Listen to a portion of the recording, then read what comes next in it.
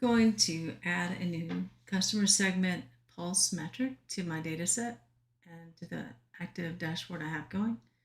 I wanted it to be focused on the segments, so I've given it some new definitions. I'm using my measure of sales, the aggregate average, just to have a different perspective. My non-cumulative was my selection for my spark line. You can do either that as a running total. Then I've given it an assortment of things to do some filtering on the basis of, so that we can have some insights. Giving that. Got a couple series of questions here to answer. My data set doesn't come all the way to today, so I've given it the dynamic selection here so that I can have it reflect the data that is the time period that's in the data tables. Then you have some choices regarding comparisons for prior periods, and set up a customer calendar down here.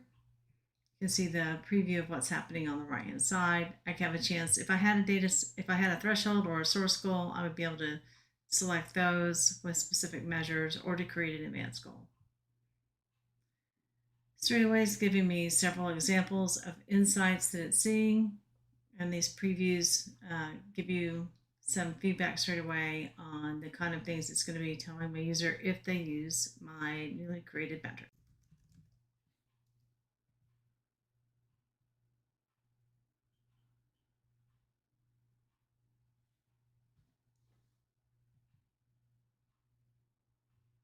I'm going to save this, and I'm setting some permissions here, and I can choose to select it as a certified definition.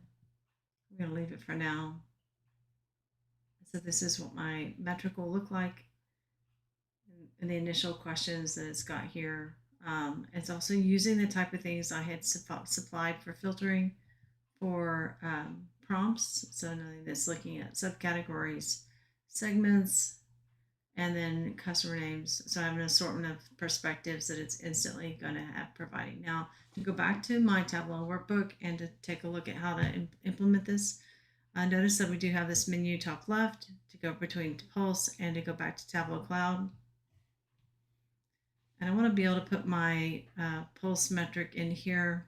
So I'm going to configure my Pulse metric in my dashboard that I was working on. And here's my customer segments, pulse metric that I just selected or just created. I can choose full or compact. Let's just see what that looks like for now.